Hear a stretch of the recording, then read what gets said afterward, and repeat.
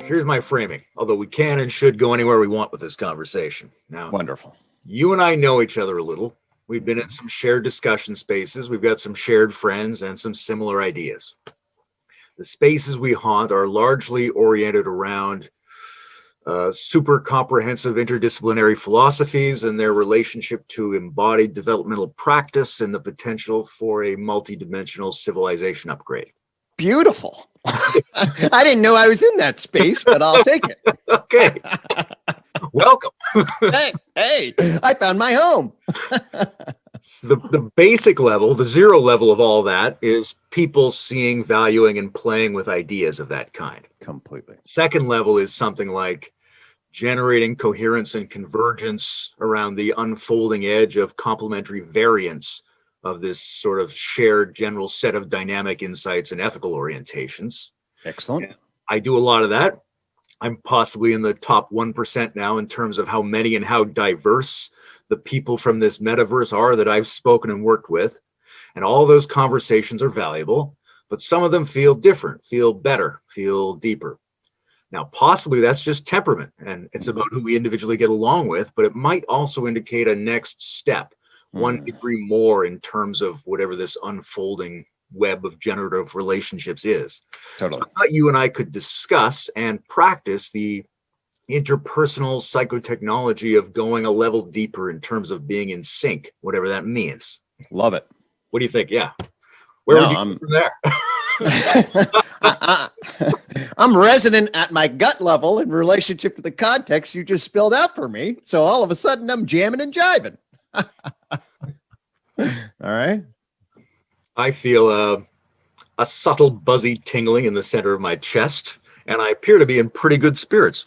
The damn best spirits I've heard.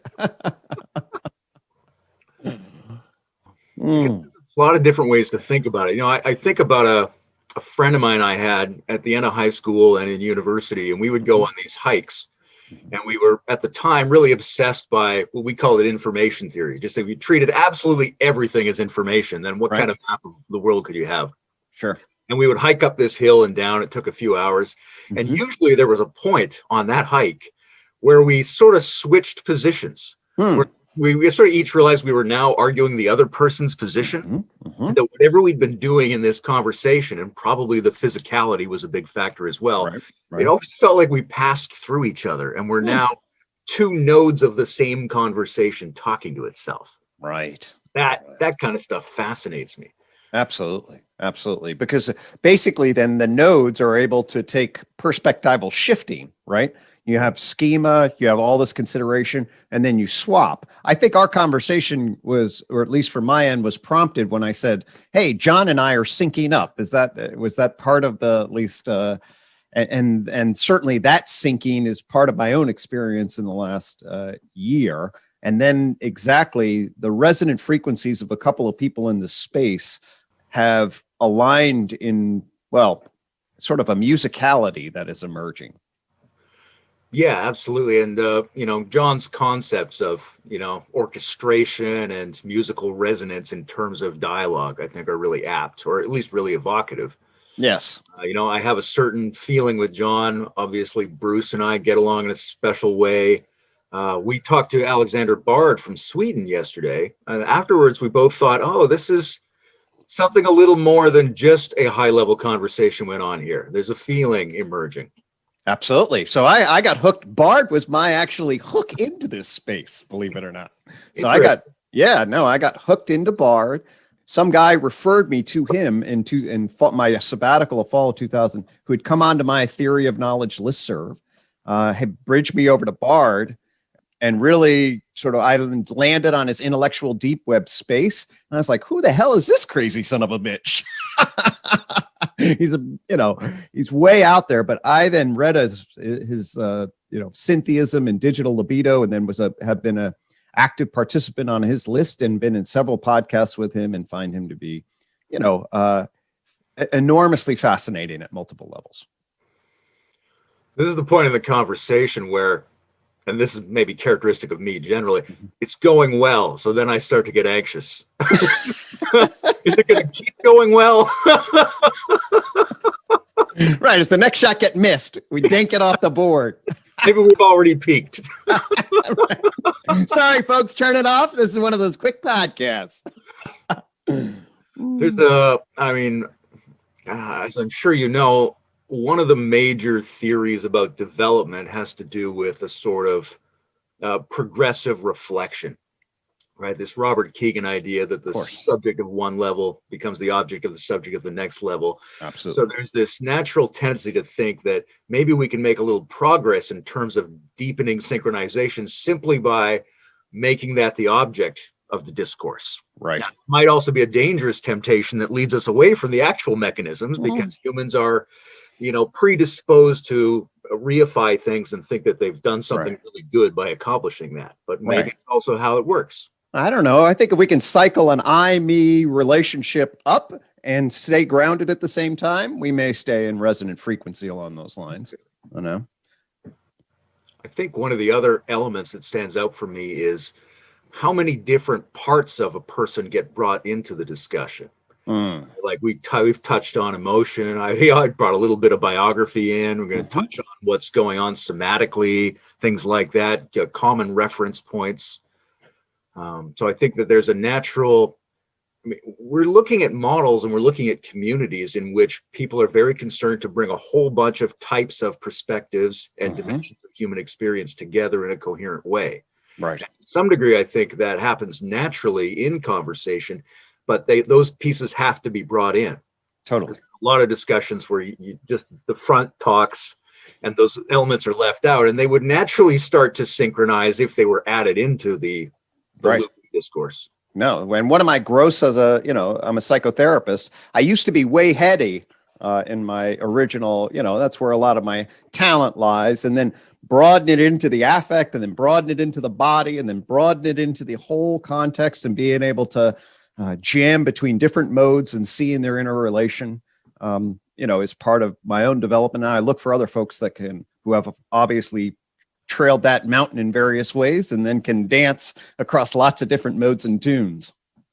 What do you think the status of like the energy metaphor is for all of that? Because one of those things is like when you bring in visceral elements of like body sensing and emotion and things, it's very natural to reach for energy metaphors. Now, energy is a real thing.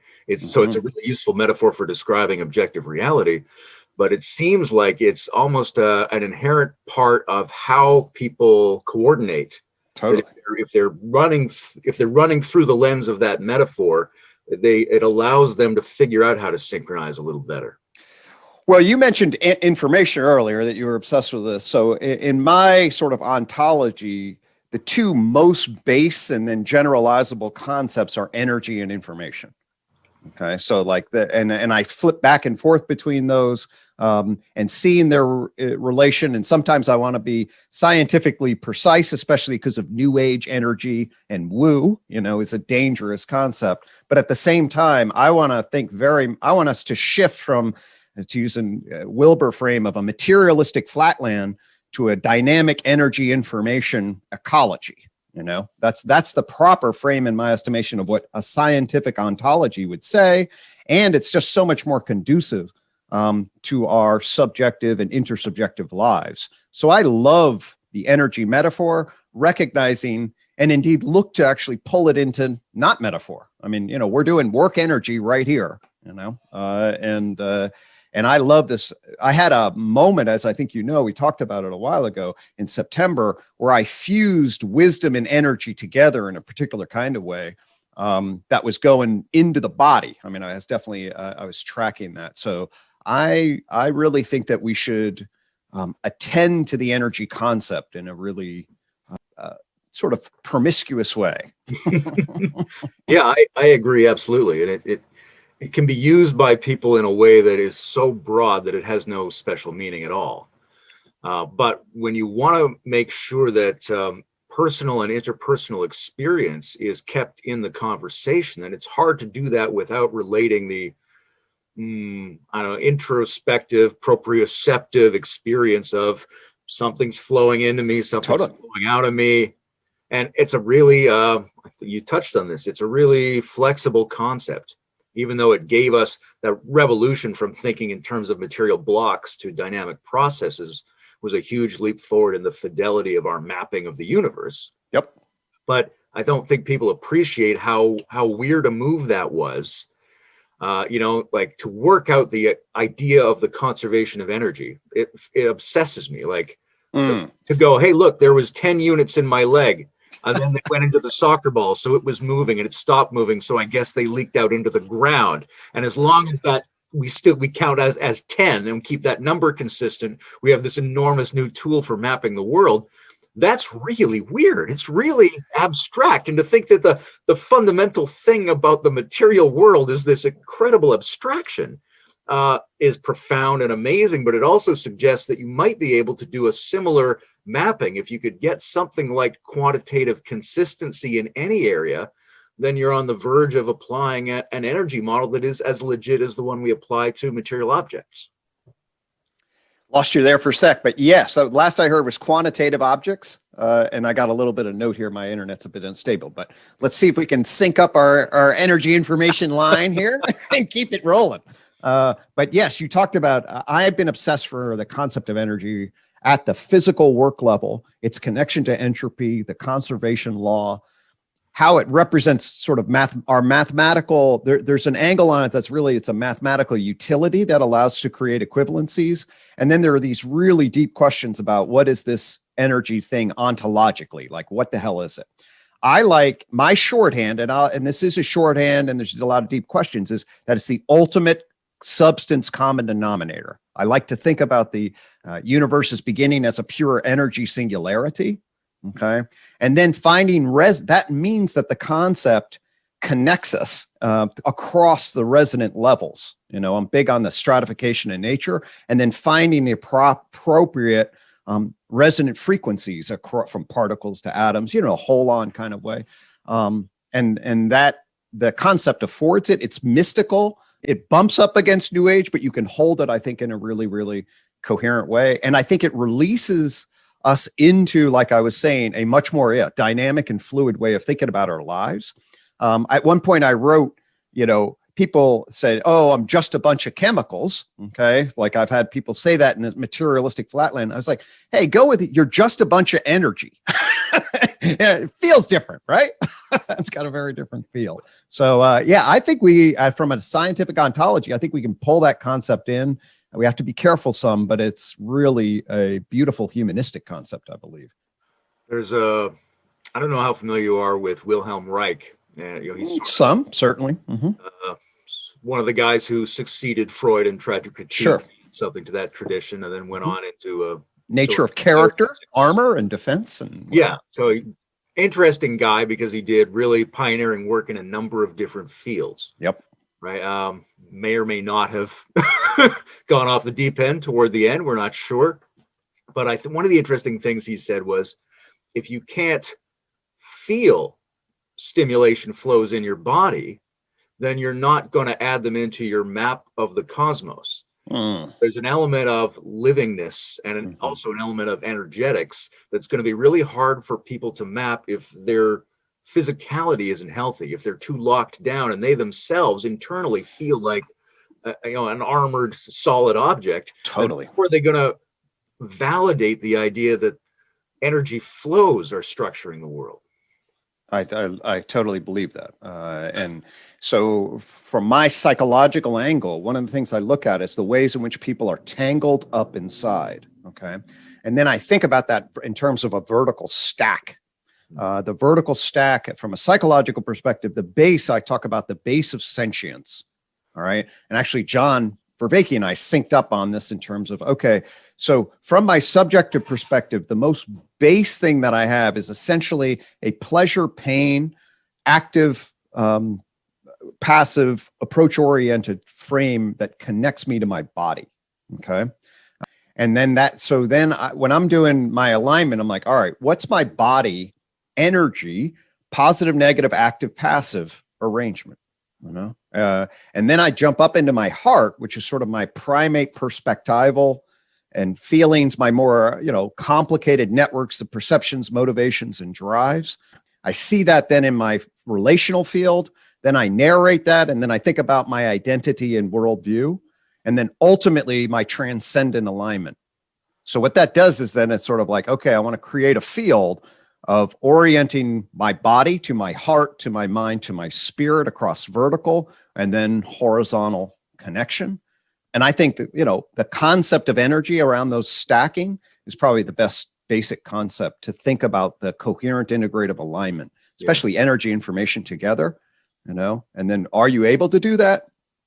And, it's super hard, but also key. And those that are, and if we can get more and more people able to do that across many, many levels, I mean, that's what this is all about in many ways. Two questions came up for me listening to that. And one is sort of necessary process of untangling at each level in the stack. Mm-hmm. What does that look like? Because it's like a different discipline to do each of those untangles, which is very much aligned with your work. So I don't know if that's really a question. That's just an interesting area to explore. Mm-hmm. The question is about the transcendental alignment part, and to what degree you think that's an independent part, and to what degree you think it's a result of the harmonization of the physicality, emotionality, and intellectuality. I think that, well, I'll take both of those parts because actually they're really related for me, and they're really at the center of my energy. Okay.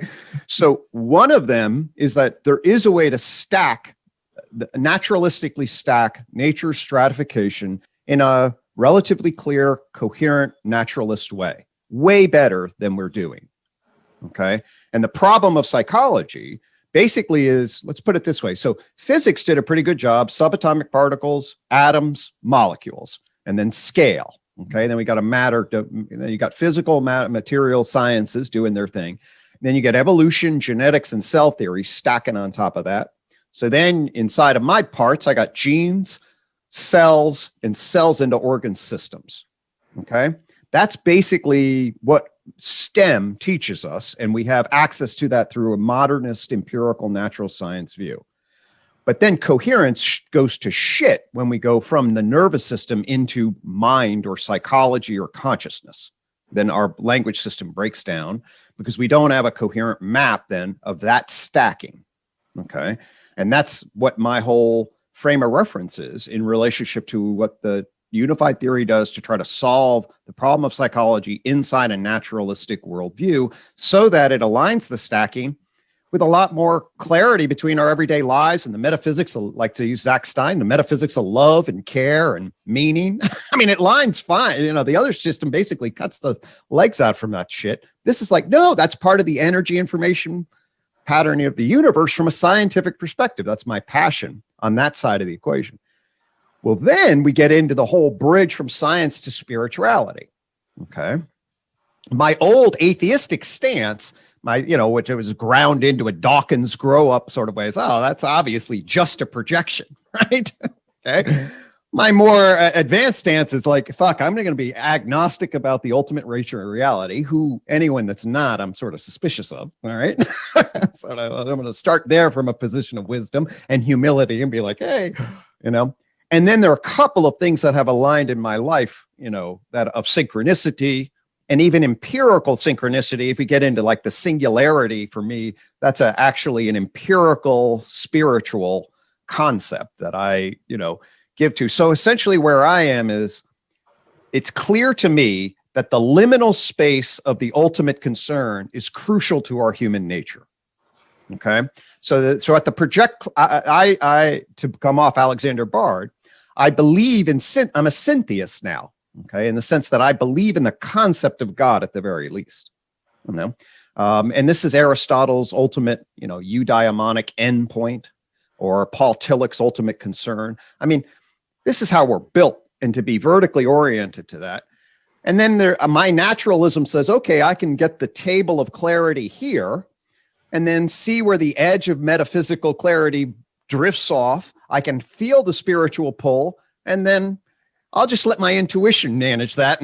And logic can be like, well, whatever, we'll see what happens. Does that make sense in relation? Yeah, that's great. I was thinking of, Ken Wilber, but not only Ken Wilber, tries to make these distinctions in a holarchy and a normal hierarchy. And often people understand what he's saying as if it was a normal hierarchy, where you got these levels and these ones are better. But I think his intelligent point there is that it counts as a next level when it includes the previous level. So it's not A and then B, it's A and then A and B, and then A, B and C. And so that each one of the legitimately higher, deeper things is legitimately higher and deeper because it infiltrates the previous ones. And if it's just an alternative to them, then it's not actually that layer.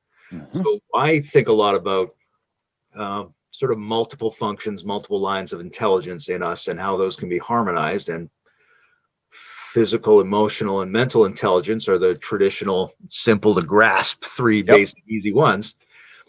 And a lot of spiritual and religious practices actually involve, without saying so, the harmonization of those subjective functions. Totally. And that very often produces some sort of generalized feeling that we might call beingness, and a sense of a too muchness that doesn't fit into any of the pieces. That too muchness, I imagine it kind of reaching an architectural point at the top and folding back on, like when you see the face at the center of the Aztec calendar. I always imagine I'm under a dome and I'm looking up and there's this face peering down from the next. I love that. I imagine that the pieces of this level went up to that dome and turned into that face and are now looking down at me. That's unbelievable. So that's generative. It doesn't require that entity to have pre-existed. However, it probably does require something in the syntax of the ontological structure of reality that creates that point so that this process can occur. Like the primitive architecture of the process has to predate me. And so I could say, yeah, God existed before, but in the most minimal possible sense. I love it. I love so much of that because it's first. I got super psyched about your and Bruce and the generative enclosure thing. You guys, that was a beautiful production, at least for me. And it was high level, so you're not getting a huge number of hits. But those of us that dance in this space were like, "Damn, I love that!" And of course, generative enclosure. Okay, and I produced the whole natural logarithmic spiral. Right. And the idea that there is, and this is the spiritual calling, the idea that there is this move toward, and you are seeing it, somehow it's reflecting and then it collapses. And the beauty of that imagery for me also is this of as below above. Right. Yeah. And when I freaked out about wisdom energy, it's because it caught for me both the above below generative enclosure and got the non-dual oneness through and through. So I love that imagery. I think that imagery is beautiful and deeply resonant with where I'm positioning myself in relationship to the minimalist concept of God that I can get aligned with. So I made two observations in terms of the syncing thing, in terms of my own sense of engagement in the discourse. One is when I thought of questions to ask that I'm genuinely curious about, because they, I usually present it as, is it this or this? And what I mean is that's as far as my thinking goes. It goes to a spot where these two are both involved somehow, and I don't quite have the closure to integrate those two. So my genuine curiosity feeding into the discourse, I think, is a factor. But also what we both just did, and what John Vervaeke does a lot, you start to illustrate the structures of dynamic architecture with your body. Totally. And then I feel like I'm a level deeper in the dialogue. I absolutely. I mean, my shit. It's like I have all these damn pictures. That's part of the issue too. Is this geometric picture of reality representation, this propositional, and then I want to talk with my hands, and I want to get into a participatory groove in relationship to it. All of those sense modalities. And this is, to me, getting in sync and coherent integration across all of these different elements. It's like there's all the static and we can pull noise out of it. And then when that resonant harmony happens, it just the understanding across multiple levels. If you go to like Ian McGilchrist's whole point, it's like, oh my God, another era of modernity, we grossly did propositional knowledge. Look at my left hemisphere, like write it out and analytically. I mean, I've been reading up a lot of analytical philosophy lately, just because I'm trying to make a point. And half the time I'm like, God, we're just way off key on this stuff. It's like we got to sing a lot more tunes and find the resonant frequency across those modalities and across each other. That's what syncing up is for me. Yeah. The musicality lens, it seems so important, both in terms of understanding a world that is energetic, because resonances and oscillations and all that architecture, which I don't know nearly enough about music, and I don't know nearly enough about practical electronics to, I just keep looking at those areas going, wow, if I knew more about those, my philosophical mapping could be so much richer. Right. And I see, I was writing a thing this morning about Nietzsche and the birth of tragedy from the spirit of music, and people often leave out the rest of the title. It's the birth of tragedy from the spirit of music. Oh, fascinating! It says in that volume that what we need is a musical Socrates. Brilliant. Well, to me, I also, I was of the distribution of talent, I did not get high end on the music level, and I hung out with all musical friends in high school. In fact, I just had a meeting with them. Every other Thursday we hang together at night, and we were just joking about, I was basically incompetent around music. So that was my LD area, so I'm glad we're not going there, but I've hooked up with Greg Thomas, who's the opposite. He's got musical, and in particular then jazz and blues and so I'm now riffing and doing, I'm actually pulling through him and studying some issues of sort of the philosophy of jazz. I'm definitely seeing, and I have made a lot of those metaphors. It's just that I'm working through my own neuroticism in relationship to my limitations on it, but there it is, so, but yes, I completely agree that the philosophical transition, especially if it's going to be the size that I believe we need it to be, it's going to speak to people not through propositional language. It's going to speak to people through participatory modes and obviously music. And I think in terms of the history of our species, music almost certainly played a huge role in getting us intersubjectively in sync that laid a landscape for propositional language to take off. So, that's musical Socrates. What a beautiful concept. I haven't heard of that. I'm trying to pull in like 3 or 4 things went in 3 or 4 directions connected to the same thing. Greg Thomas and I had a great discussion maybe a year ago on the parallels between improvisation in music and improvisation in shamanic ritual.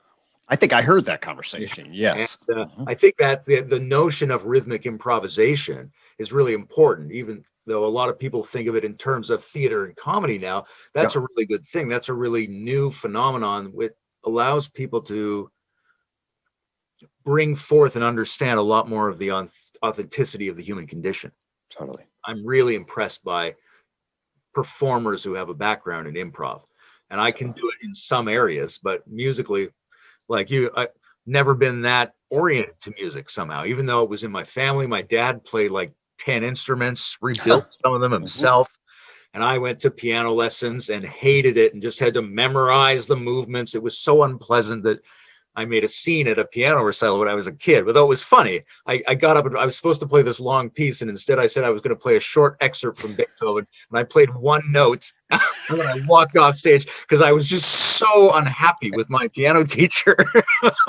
That's too funny. Well, there was one kid in the 5th grade that didn't make chorus tryouts, and you're looking at him. So yeah, there we go. We can share. We can resonate across that domain.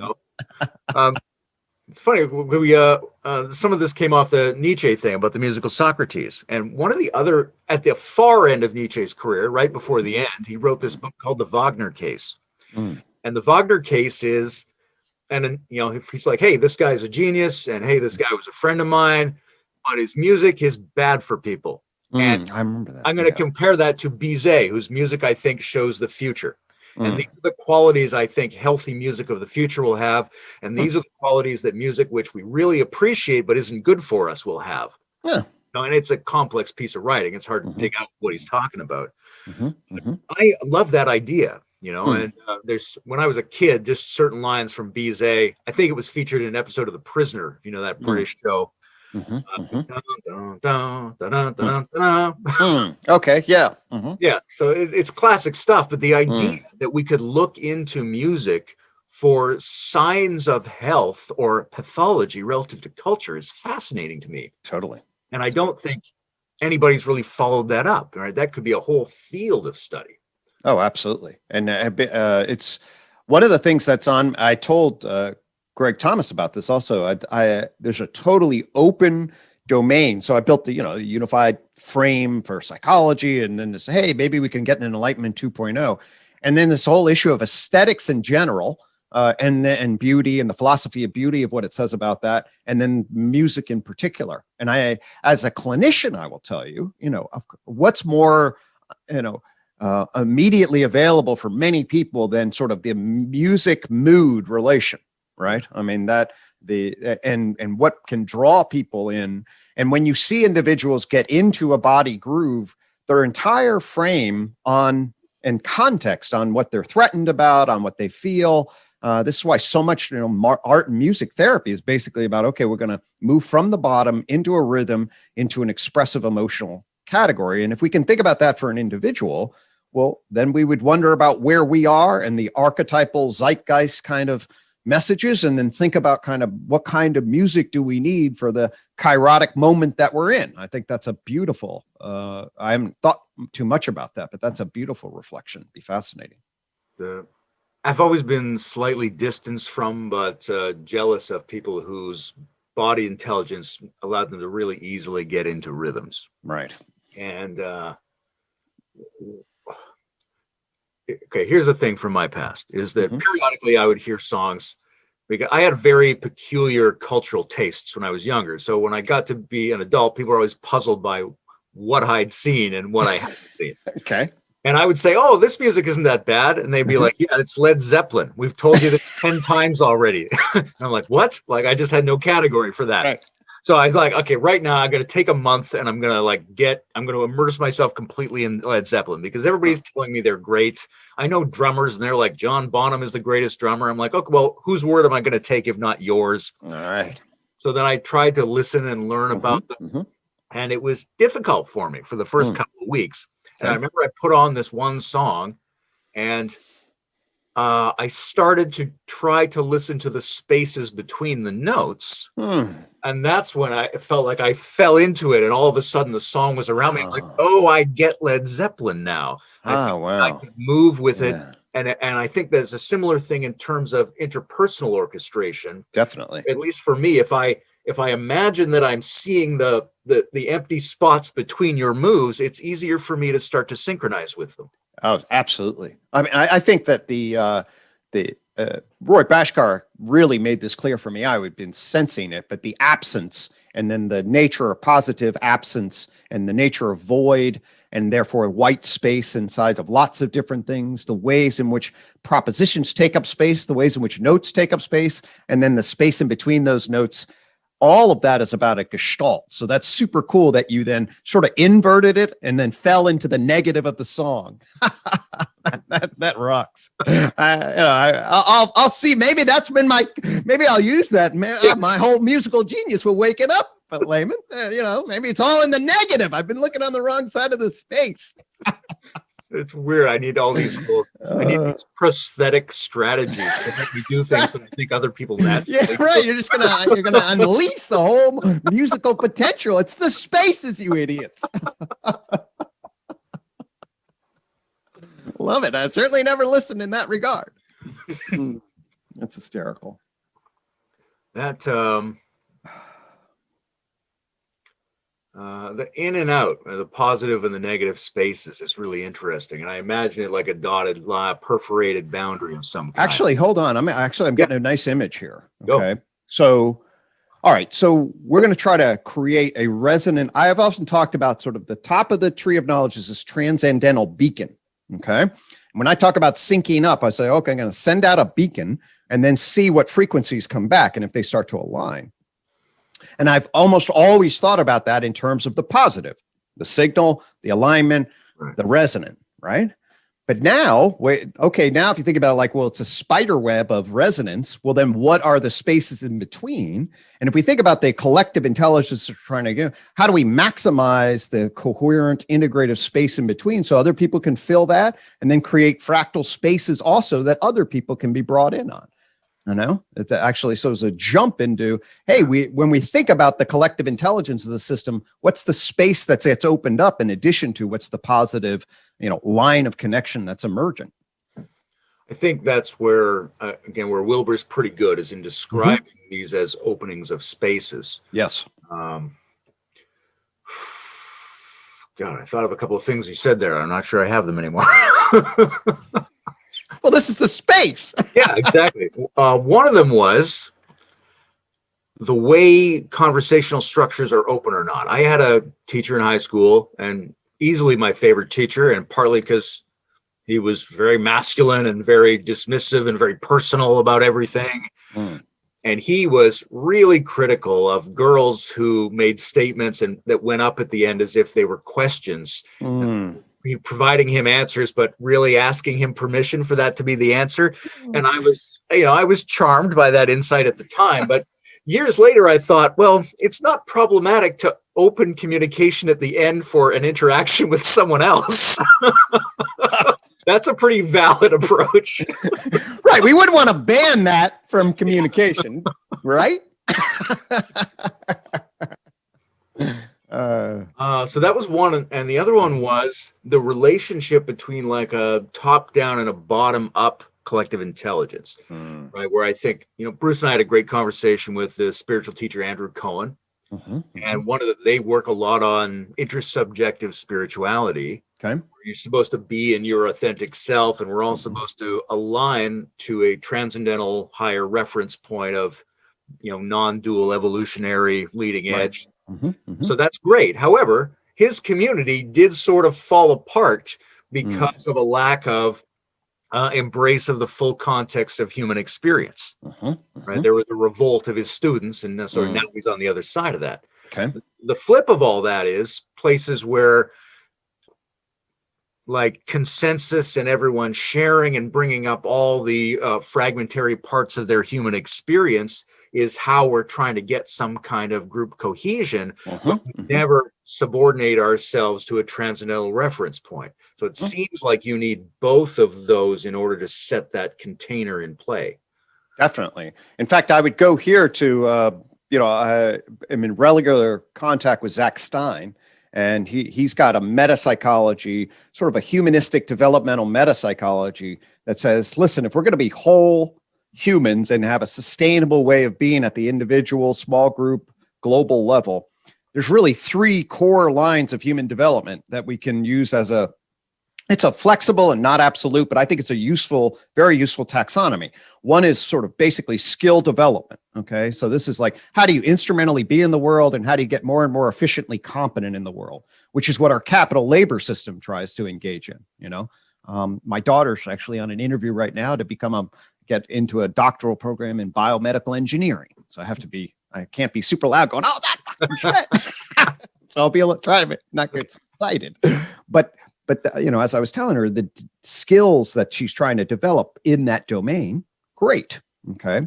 But at the same time, the entire context is around skill development and competency in a particular, potentially narrow skill control set, right?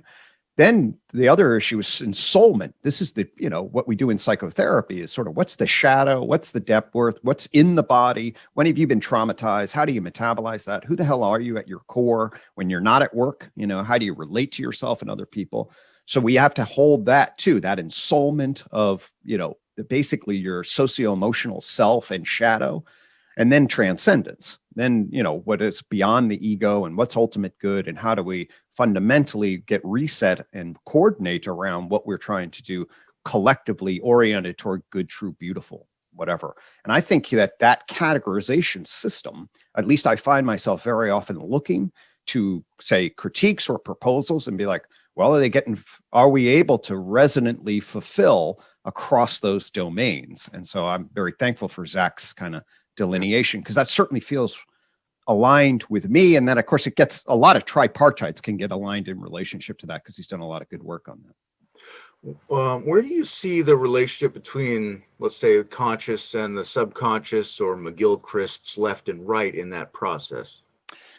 Yeah. So I think that Zach talks about it in terms of sort of language And I'd be sort of really, it's pragmatic language, left brain trying to then organize systematic control, okay, left hemisphere kinds of stuff, and the development of that for like capital instrumental purposes, all right, versus sort of an image into affect based, which is where your ensoulment would sort of go, okay. And I mean, if we go back to like the terms consciousness is so unbelievably, you got to drop in and say, well, this is what I mean. But if we do Freud, okay, so Freud definitely meant conscious was the self-conscious justifying narrator, okay. And for him, image and affect was pretty much unconscious, you know. So that then drops right hemisphere, you know, you might experience it or experience facets of it. That's relative to self-conscious, then that's sub or unconscious. All right. And I fundamentally believe that the coherent integration across those domains, just like Freud's fundamental observation really is, well, we have our justifying self, right, which where we internalize standards, and we have this sort of animalistic sub-unconscious energy stuff. It's like, how the hell are those things going to get along inside of us and between us? That's a damn good question, right? You know, and then fundamentally central to that. And the unified theory then adds, you know, sort of, I think, a more scientific articulation of the interrelations between those domains. That's interesting in terms of like, what I thought of right away was the difference between that narrator rationalizing the upcoming, probably gene-driven affective responses, and that narrator breaking away and becoming a reasoner instead of a rationalizer. And that's a moment in your stack of disciplines, but it's also a moment, right. Hopefully a moment in the developmental maturation of the individual. How do you Right, think of that right. in like neo-Piagetian terms? Like, what was that transition for people to reasoner from rationalizer?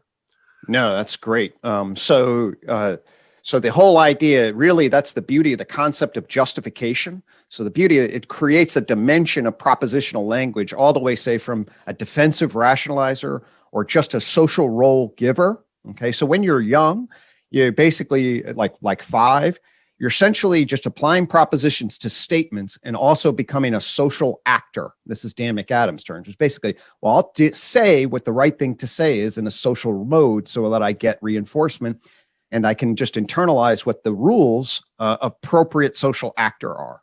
Okay, and kids then don't have a consolidated system. They'll just give basic rationalizations in a cost-benefit analysis that are contextualized in a social setting. They don't understand all, you know, they'll start lying when they're 3, 4, and 5, and then they'll start playing with what they can get away with, and they'll get socialized into a social actor role. But they basically are rationalizing without reflection at that time.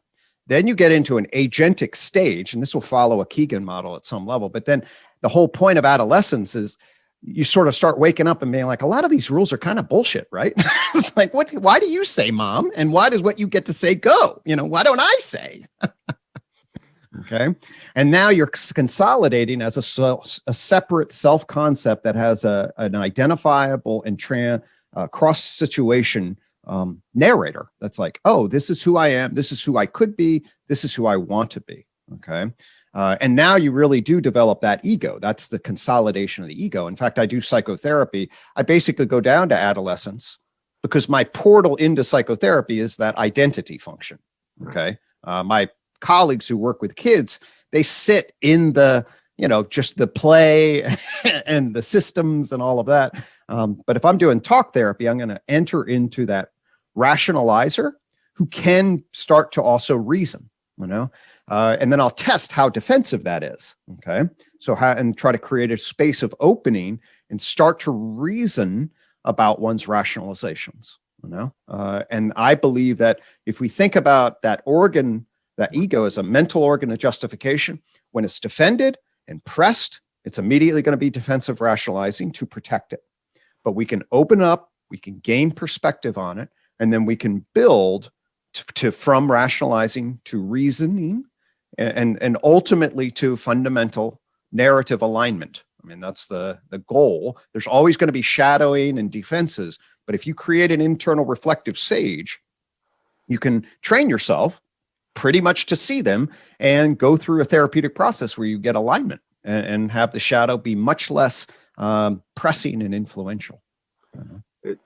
I like that. It makes a lot of sense to think about rationalization being applied to itself and producing a new emergent, which is presumably accelerated if people emotionally, because of their domestic background, probably have far less reason to be defensive. Then they don't have to do the defensive rationalizing as much, and the rationalization function is available to rationalize about itself, producing reasoning. That's right. That's right. And if we go back to Reich and character armor, some people do get developed basically only in what I would call an imposter defended self mode. Okay, so their entire development stands out here, and these folks are actually, if they're if you can see them, it's if you have like a histrionic personality disorder, it's very, very hard to even have a sense as to what any other system is. It's just no. Like, oh my God, it's like, but and that's tough. And that whole architecture then is structured there. Most hopefully have a sense between when they're defensively rationalizing and when they can be in attuned. You create the right therapeutic context, both emotionally, so the person feels known and valued and seen, and you give them some narrative to give some differentiation. And then they can feel the benefit of being coherently integrated. And then boom, you're on the road to, transformation as far as I'm concerned. I mean, I don't mean that, I mean that.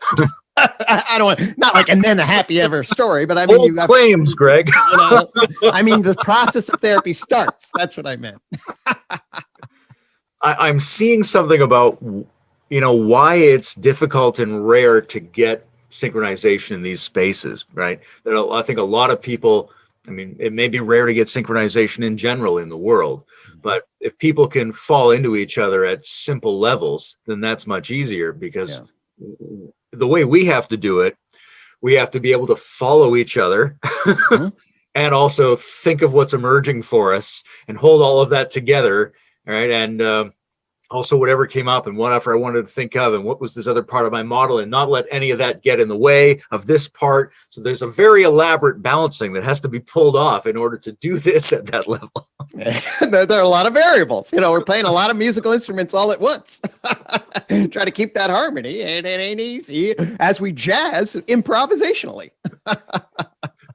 I want to say something about hypnosis and trance, and I don't know what it is exactly. Talking about McGilchrist brought this up for me, because I got some hypnotherapy training. Good. And I'm not necessarily interested in specifically helping people. I'm interested in changing consciousness. Right. I don't necessarily want to help people quit smoking, although I've done a little bit of that. I'm more interested in what is the nature of that trance state, and what happens if people just hang out in it for a while. Maybe it knows more than you do. Yeah. And I'm very intrigued by the idea it might be the normal mode, right? In the McGilchrist model, there's sort of been a cultural exaggeration of the left hemisphere. Right. If these things really are hemispheric the way he says they are, but it may be that our ancestors had more of a natural balance, and that most of their consciousness is what we would now consider to be a trance state. Yeah. That might be a perfectly acceptable way to be if you hang out in it enough for it not to just be hacking you and reprogramming you. Totally. Yeah, so there's lots to be said here from my vantage point. So I do think that McGilchrist is basically on target with the, any overgeneralization, you can nitpick and whatever. But I think that the differentiation of the functional organization of the hemisphere, system and how it hones in and how it's driven propositionally versus a perspectival gestalt whole, there is a lot of angles on that create utility. And if you track the tree of knowledge, the argument is that, justification is a fundamentally different mode, of information processing. And then it gets networked in a particular way. And then the way that network gets structured in relationship to your perceptual, perspectival, participatory reasoning is key. Okay. So now what we get is the argument is that what I think we're getting socialized into is more and more rigid systems of justification as being the thing that's real, that coordinates us. And thus you then have to basically conform to that system of justification to get along, What is hypnosis? Fundamentally, what hypnosis is, the best way to describe it is it takes that mental organ of justification, which is usually down-regulating and assuring that things are okay, and it says it really gives it the mode of operating to turn itself off, essentially. Okay. So social justification gets switched into now the real state is your suggestibility to whatever mode you're in. And the people that can turn it off basically turn off the normal justificatory system. Right. Okay. And now you're grooving into a totally different participatory mode of being. And that relation, that's why hypnosis is really interesting. For the people that can train themselves to switch that off, it opens up the opportunity for, to use John Vervaeke's term, for this perspectival, participatory, intuitive grip of the self-world relation, because that's a very different mode than justifying mode or propositional knowledge mode. So if we can turn that off and open it up, and if you can feel the truth of that at whatever level, and then bring the system back on, that's it's very key to have these systems in proper relation. So I think that's really key. And I think it's crucial for us for our fifth joint point kind of idea, which is sort of like, we got to get out of the reification of our paradigms and be able to include and transcend and switch back and forth different systems of paradigms. And really it's not exactly hypnosis, but it does say something about the way we relate to our justifying paradigms about what's real and what's good, and the ability to step outside of those, empathize with yours, move around, be flexible with them.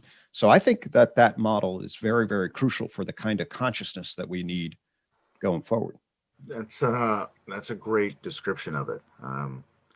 Every couple of months, I sit down and redefine what hypnosis is. So I've covered a lot of territory, one of the things McGilchrist is really good at is delineating the difference between the part of the mind or the mode that focuses on the significances we already know, and the part that it's open to significances we don't know. And then, like, a lot of trance induction is guiding the focus part of the mind toward unspecified significances. That's how you do a conversational induction. But this idea that left brain is also the social interface, that the socially regulated set of reified assumptions is there, and that we unplug and have like a, either an extra social or an authentically social at last state of mind. Exactly. I like that a lot. Right. And it feeds into the discussion we were having about energy, I think, because the difference between the object or particle and the flow of energy is a bit like the difference between those two modes of consciousness. Absolutely. And also the music part plays in here. If I'm keeping up with a rhythm or a tempo, I'm sort of falling forward in a momentum from each step. And that's a bit like we're counting down from 9 to 8. And that's different than I'm just here where I am with my beliefs and perceptions at the moment. Now I'm flowing from one to the other with an unspecified expectation that helps me do the trance induction. But that's very analogous to matter to energy. Yeah, absolutely. And a particle to field in that relation and context. And one of the things that I've stumbled upon in terms of my own metaphysics, is the unbelievably interesting relationship between the concept of behavior, and phenomenology. And Bruce and I are syncing up around this enormously. Because grammatology then is going to be linking. So this is the thing that Bruce and I are syncing up around. And all of this has to do with particle field whole change relations that both specify and catch the dynamic uncertain relation to fall forward. So I got obsessed with this concept of behavior. Like, what the fuck is behavior? Because, psychology is defined as the science of behavior and mental processes. And then over time, I was like, actually, we don't know what behavior means at all. Because you think about it, it's like, well, it's what you can see, but it's like, no, sometimes internal behaviors and everything else, it goes to hell. And then I figured out, and if you go to the other sciences, like physics is defined as now really the science of the behavior of matter and energy. But then if you deconstruct what behavior means, basically it takes three components. There's the object. So it's your left hemisphere saying what it is. Then there's the field. And then there's the transduction across time, that change. And object, field, change are the three ingredients that make up behavior. And those metaphysical concepts, I think, really become actually the lens of science for, guess what? Phenomenological observation.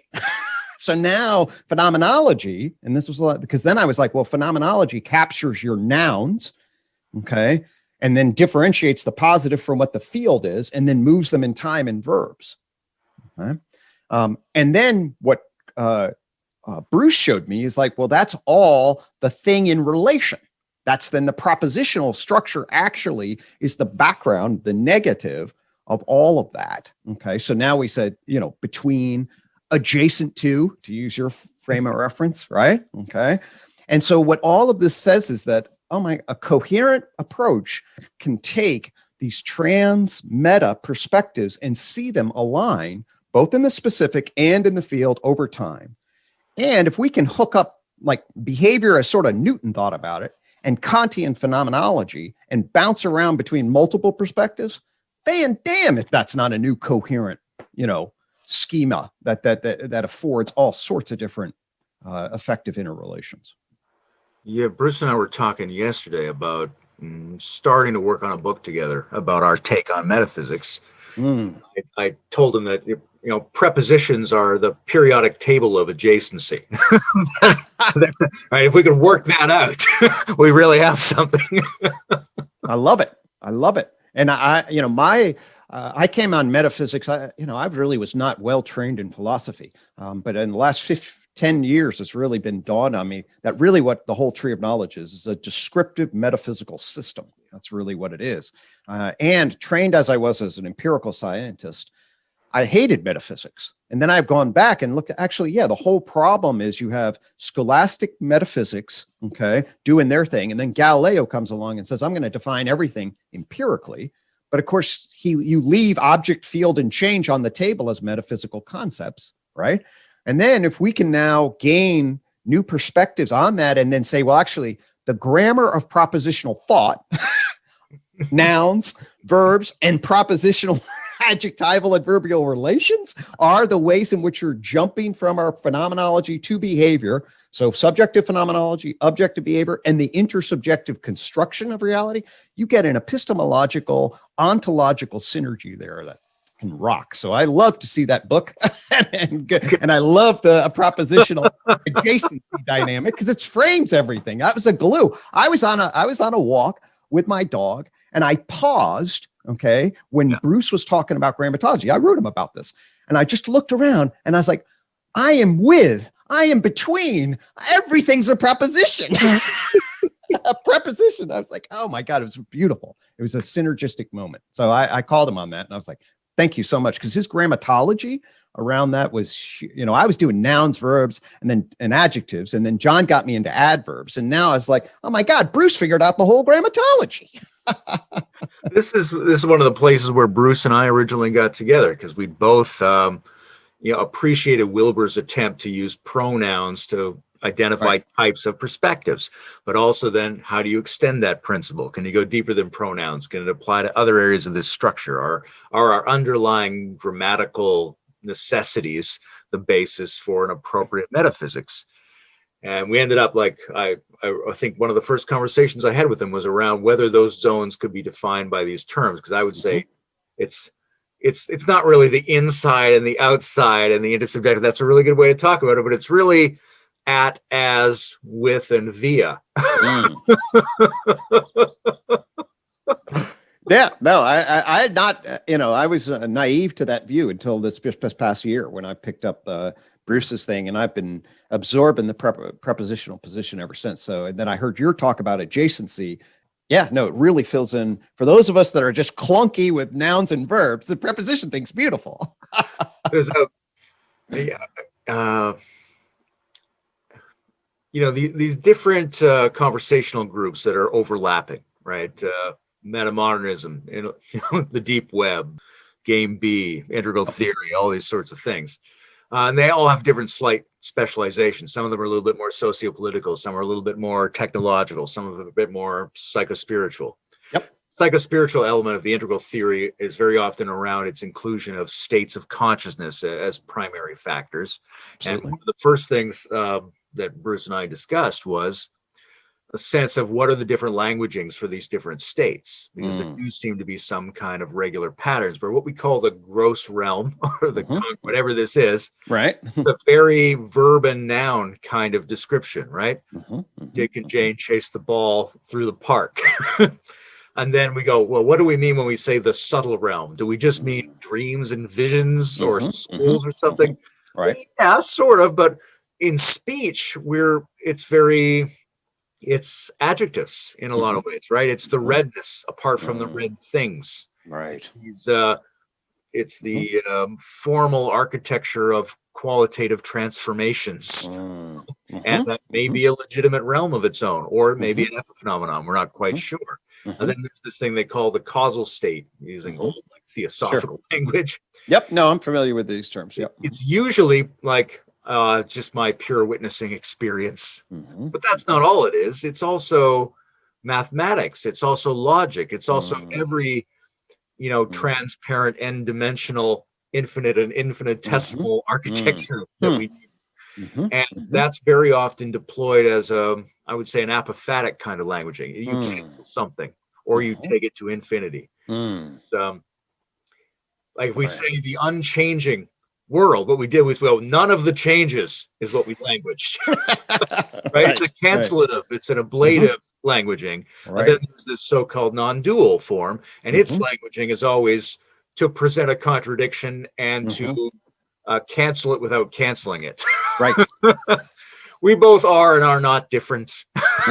Or doing non-dual languaging. So that's something that really intrigues me, or is these apparent relationships between forms of languaging and forms of experience of consciousness. Love it.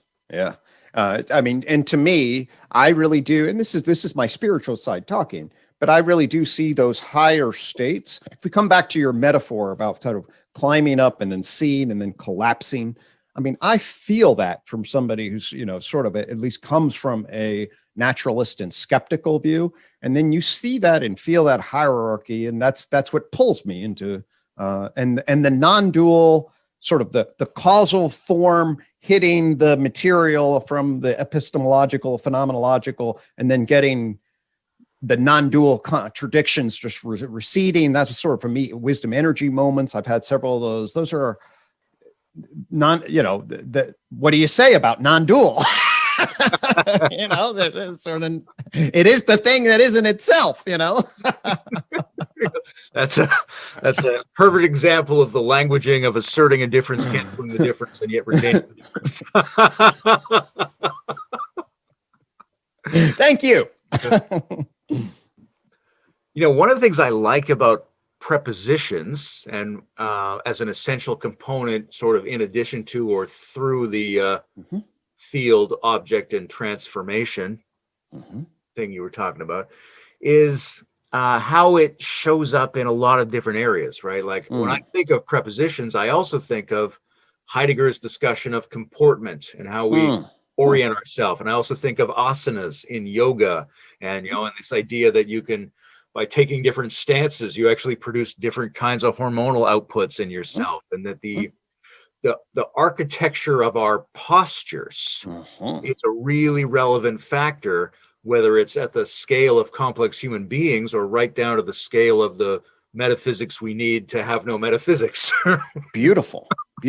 I mean, that's actually, so, I mean, at a real concrete, I'll be concrete about that. So John and I, one of our moments of, just so that the audience knows, so John Vervaeke, differentiates the adverbial witnessing frame, okay, which would then get into some of the causal stuff. But anyway, it's just a witnessing frame that's adverbial, okay? And then what you actually see is then adjectival quality property, all right? And I know you know this, I'm just saying for people that are sort of following along. And I love that differentiation. That was a find that I thought witnessing and what you see, or that kind of thing. But the adjectival framing and the adverbial. And then I couldn't quite figure out, well, how does that witnessing function really emerge? Okay, in the evolution now at the phylogenetic animal environment level. And I applied behavioral investment theory to it. And I'm reading a lot on early animal emergence. There's a group of individuals that argue for what's called the early or ancient origins of consciousness. Okay. And the basic argument for the ancient origins of consciousness is that in the Cambrian explosion, okay, about 550 million years ago, pre-Cambrian explosion, you have some basic bilateral plans, kind of like a C. elegans worm. You know, you have a little bit of eyes, you have a basic nervous system, but you don't have a complex active body. Then you jump into a complex active body, say like a crab. That's what happens. And then these things move around and they fight with each other and they flee and they prey on each other and they mate. Okay. And for the tree of knowledge, that's really the argument about where mind, because what you get is complex action. And then the question whether you have any sentience there at all. Now, it just happened to have it right here. So like this book is called The Evolution of the Sensitive Soul. All right. And essentially, it lines up very much with behavioral investment theory, which basically says to organize this complex participatory system, okay, you have a perceptual, you integrate across the senses to get a perceptual gestalt of where the whole animal is. You then take an interior reception, which is what are your motive and need states, okay? And then you jolt out a reaction about good or bad between those, all right? And that's the origin then of feeling states, okay, which tell you then, hey, it's a good, bad state, approach and avoid this, and pleasure and pain really are essentially the initial broadcast symbols, okay, for orienting the body towards approach and avoid and tagging what the body's learning based on its consequences. All right. So let's go back then to why did I go into that long basic frame? The issue is then that what John and I were together and I was like that's valence qualia, which are different than adjectival and adverbial qualia. Okay. And now to swing it all the way back, what are the valence qualia doing? They orient the body toward, away, with, okay. There basically can be thought of these core prepositional qualia, okay, that are really charged of the relation of the animal environment. All right. And then I was like, I told Bruce, I was like, I want to call valence qualia these prepositional qualia that set the stage for adjectival and adverbial. And then ultimately it loops all the way back around into non-dual, which basically you can follow the arc of consciousness from animals here to wisdom energy kinds of moments where you are in non-dual states. And to me, that's just beautiful. That's just, so anyway, that's a long architectural argument, but it's to me, but this is the cool thing. Like science can deconstruct this and we can piece these things together and we can have a science spirituality dialogue that's so much more harmonious. That's what we need in the 21st century, I think.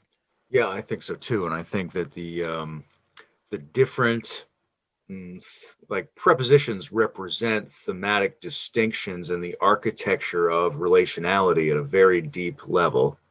And that's something that all forms of knowledge have in common. And I think, computer scientists really bring out like, what are the basic functional code options that we have? Beautiful. And they give us these different styles. Like sometimes when I'm thinking about adjacency, right? If I think of like, there's next and there's next to, that's very interesting, right? Because next is a temporal adjacency. You never actually get the present moment. It's always slightly offset. And then next to is, if you don't have next to, there's no such thing as a spatial mapping. Right. It's interesting too. But they're thematically distinct architectures of the same principle of relational offset. Wow. That's really cool. So I like that. But coming back to animals, when I moderated the discussion with you and Steve McIntosh, there was like an interesting point of contention about the significance of animal nervous systems at the discrete stage in the evolutionary process.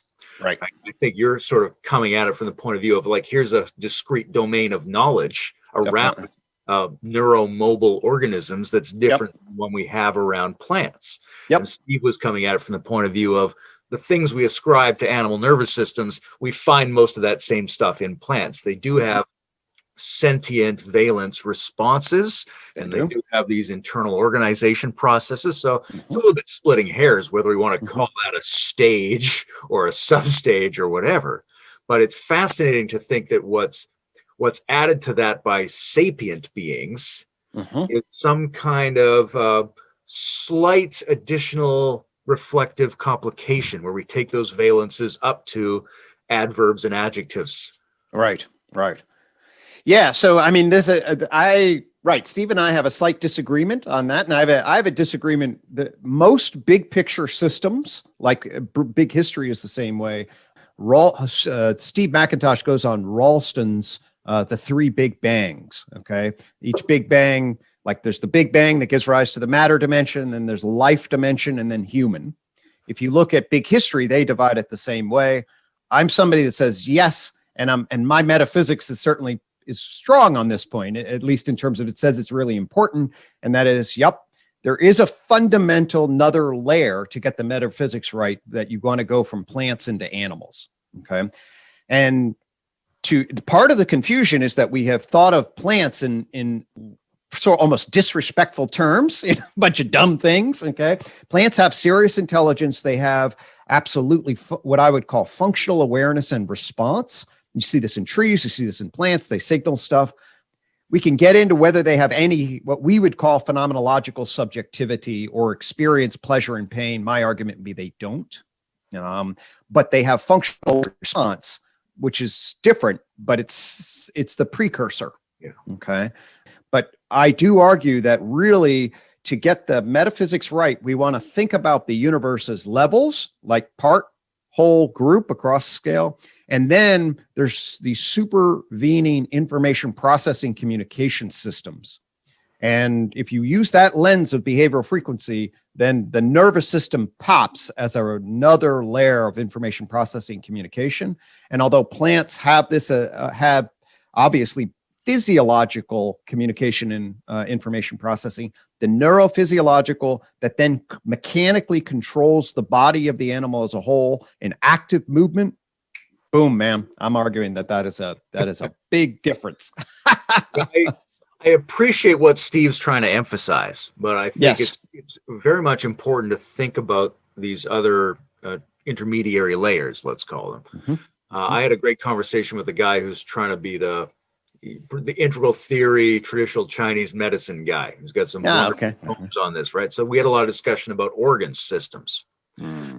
And sometimes I equate organ systems with plants in a holarchical evolutionary scale, because we go, well, I mean, it's too easy to go, there's cells and then there's bodies that contain them. Right. That's true, but there are these other systems, and they are sensitive and responsive and intelligent to some degree. Totally. And when you become I would call it a neuromobile organism, you contain and move around a whole bunch of these organs, just like they do that with cells.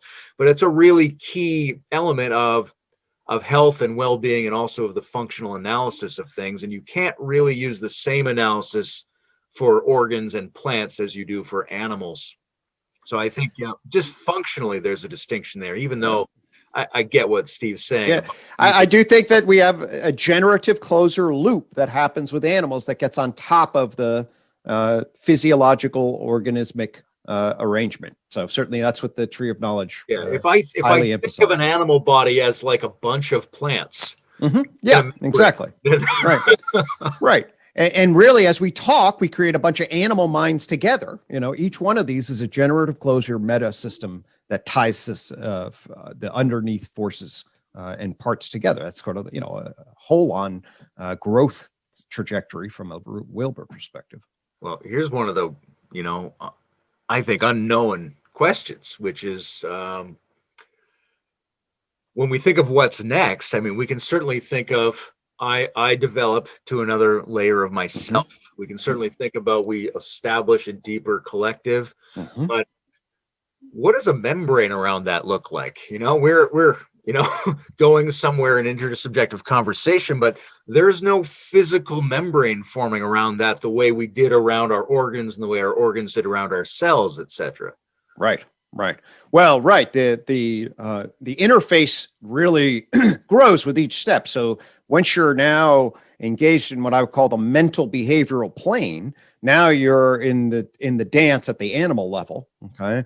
Then we create the culture person plane.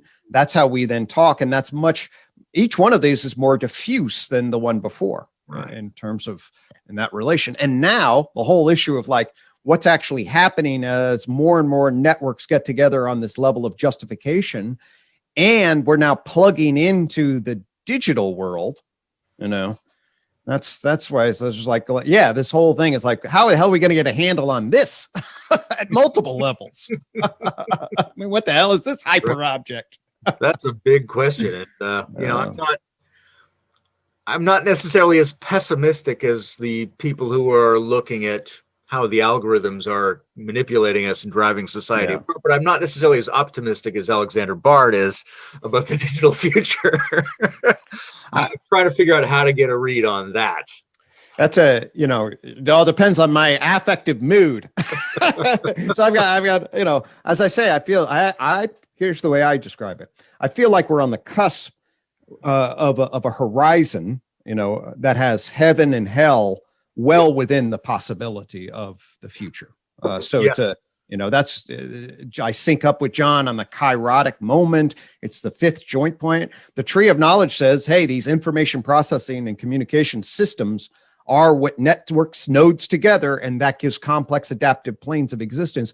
We create a digital virtual field where we can hang out with and then build artificial intelligence systems that we interface with. The possibilities are essentially endless of what 100 years out is going to look like. And so the rate of change is happening super fast. These things open up adjacent possibilities. So the old structures now, look what we did to the rest of the animals, right? When I was like, we beat the shit out of them in terms of because we can learn and then learn so much faster, cultural evolution so much faster. So now we're at this cusp. And so it seems to me that it's like, yep, the potential outcomes are huge. So somebody that's like sort of fully optimistic seems to me to be, there's a lot of bad things that can happen and a lot of vulnerability. Somebody who's fully pessimistic seems to be like, and there's so much good that's really emerging.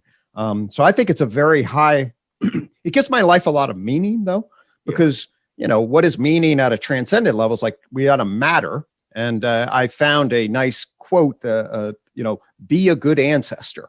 And that's a good way for me to sort of pragmatically align my soul to my transcendent way of being. And I think if we're like, this is a super important time, if this is a really important time in terms of where the outcomes are very much in flux and there's not a lot of sustainability and therefore from a chaos perspective, little bumps, then you just are like, okay, yeah, I really feel the obligation to try to align my little baton of energy information in a way that maximizes the likelihood that the next generations are moving toward, this side of the equation as opposed to that side of the equation. Yeah, that's a great ethical principle to be a good ancestor. I think there's you can be a good ancestor to yourself, which I think is Jordan Peterson focuses a lot on. Like, how do you pick yourself up right. Look at forward and be responsible to your future self. Definitely. But also for the civilization and also very much in the sense of the Syntheist or Teilhard de Chardin notion of totally God as an omega point moving into the future. Absolutely. I'm curious. You mentioned your daughter earlier. What have been your observations about her interface with digital technology, right? She's obviously, we've got a 13-year-old girl here. Okay. And so we're, constantly thinking about whether we're supposed to do anything relative to her exposure to culture and devices, things like that. And, sometimes you're worried you're not doing enough. Other times you think, well, maybe I've been too anxious about this. Totally. Yours is obviously a little bit older, but. Well, I have three children. So my oldest is 21. My son has just turned 20. And then I have a daughter that's about ready to turn 17. So we went through we're now on the backside of adolescence with the group, going through it all.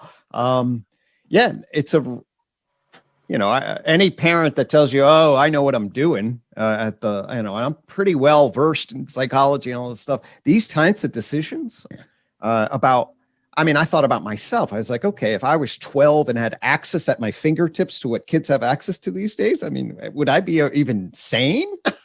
It's like, given what I did to get my hands on porn when I was 14, and now you can and yet, like my son basically was like, no, he just knows how to. So the really weird, unpredictable dynamics. Okay. So meaning that its availability all of a sudden for like my son, he was like, no, not saying it, but he regulated it much more, easily than I would have guessed, just on the kind of like, oh my God, is this available?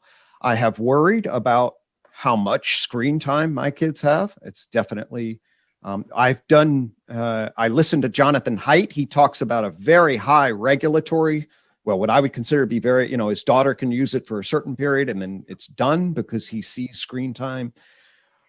We have decided not to go that route. We went the route of, well, be wary of it, try to get outside, here's some principles. And, we're pretty autonomous parents, meaning that we foster, you find your path. And the path certainly is a hell of a lot of screen time. That's for goddamn sure.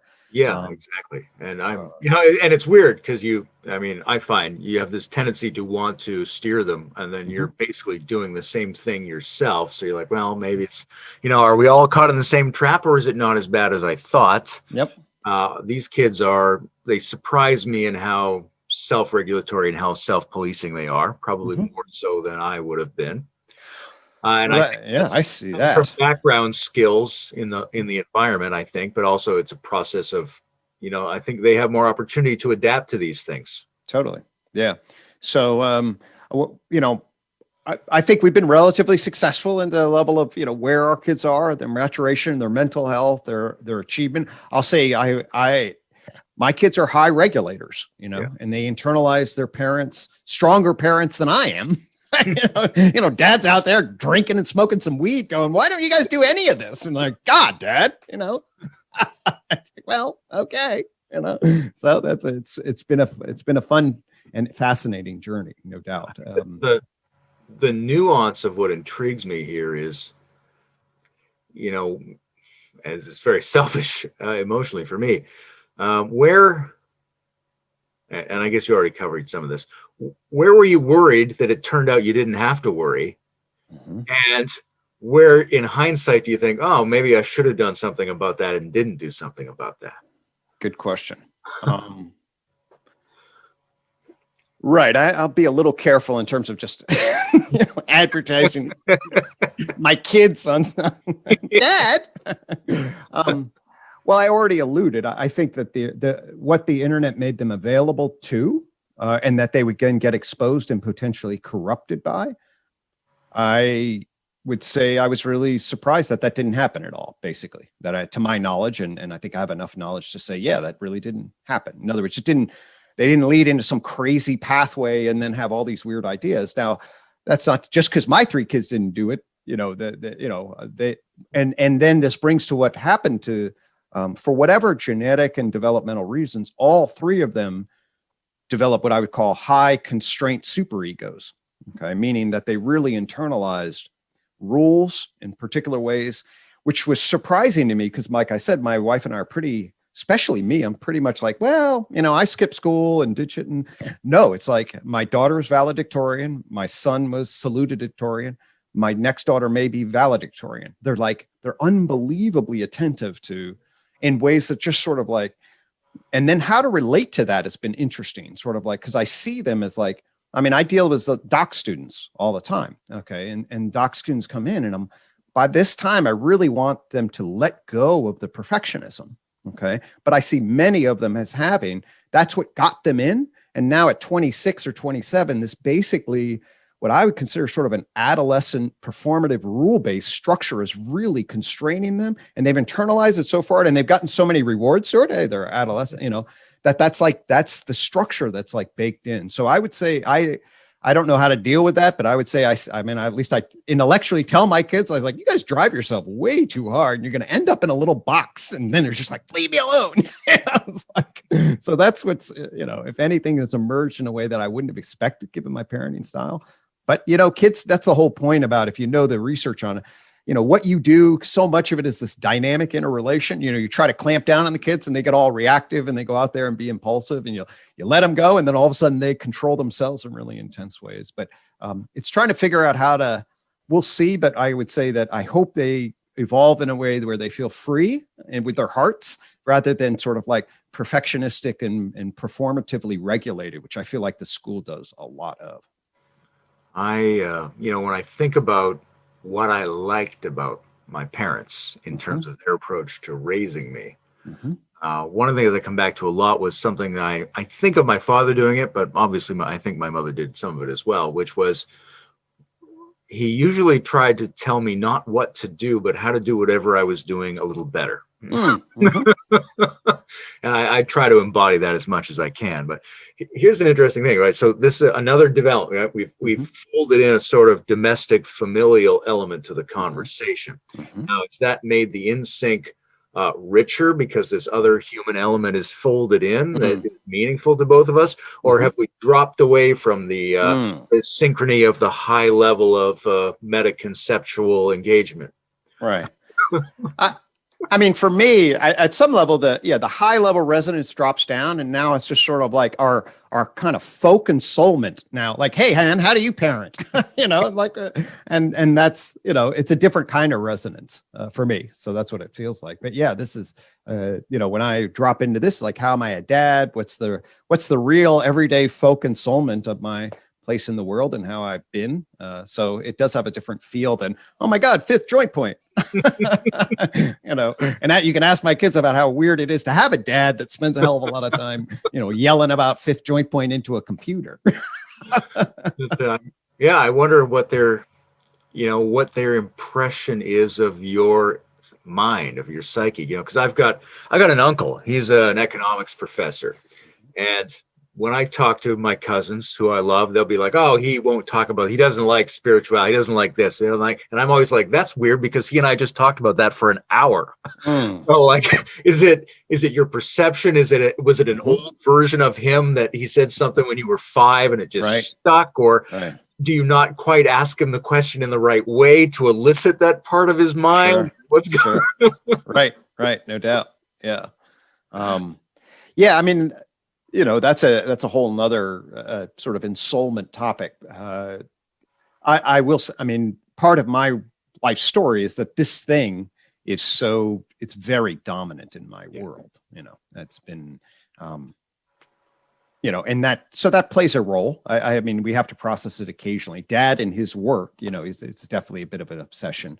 I'm happy to say that I don't. It's just like maybe a theoretical physicist. If I was doing only that, then I'd be, that I'm also a clinical psychologist, then bring the richness. I maintain the rich connection. But it's a little weird for them, my obsession with the work. There's no doubt about it. It's weird for other people in my family that I fell into this thing. And it's funny. It's a bit like religion in a way. Totally. It's very much. It's like you're a convert to your. Right. I built my own religion. It's like, who the hell does that? It's like. When I was in my teens, I was really interested in the British occultist Aleister Crowley, who had a very kind of modernist approach on magic rituals as forms of changing your own psychology. But he underwent an experience where it seemed like he had a religious revelation, and he thought, that's ridiculous. And he boxed it up and sent it away. And years later, he was up in the attic and he opened up the box and he read it. He was like, oh my God, this is correct. He was converted to his own religion. That's hysterical. Beautiful. So it's beautiful. And this is a bit like that. But the difference now is we have all these tools for talking to other people who've had the same experience. That's right. I dialogued with Jim Rutt a couple of times recently, and we were talking about the difference between setting up civiums and proto-B forms of the game B thing, and how that's different from old school experimental living communities and communes. Right. One of the major differences is there's a shared rubric for those people to talk to each other now. And to exchange the successes and failures of their attempts. So you can be a convert to your own religion, but if you enter in the community of converts to their own religion, then maybe you got something. I love it. That's what we're building. Yeah. And that does really speak to the beautiful uniqueness of, think about COVID on the one hand, it's, so brutal, but it's also, for me at least, opened up so many wonderful types of connections. And that's, I do feel like there's an emerging fertile energy of both connections and maybe negative spaces that are opening up for systems to grow. And there's a lot of movement for us to fill our souls in very different ways than we have. And I'm feeling that there's resonance toward that in a new way these days. Okay, I'm having this feeling that maybe this is near the end of the conversation, but I have two feelings about that. Like, one comes from the fact that I do a lot of these conversations, and I get a sense of their arc in general. On the other hand, I'm having that same feeling I had 5 minutes into this conversation, which is it just went really well, and now I'm panicked. I'm gotta get out before it goes wrong. Right. Well, I mean, checking that resonance, Somehow, so I feel like we'll be right. We've had peak conversation. Well, let's pretend this is the end of the conversation, and let me say what a pleasure it's been, and thanks for working through this stuff with me, Gregg. Oh man, I tell you, you and Bruce and so many other people in this have just warmed my heart. So I really appreciate the invitation and the ability to come on in and share some of these thoughts. I mean, for folks that are watching this, I mean, the synergy and the syncing is just, to me, it's just striking. So, and powerful. It gives me the feels that I expect religion to give me. Mm-hmm. And if this is emerging and people have converted and we can maintain our uniqueness and at the same time sync up and then emanate, man, that's a generative enclosure for the future. Beautifully said.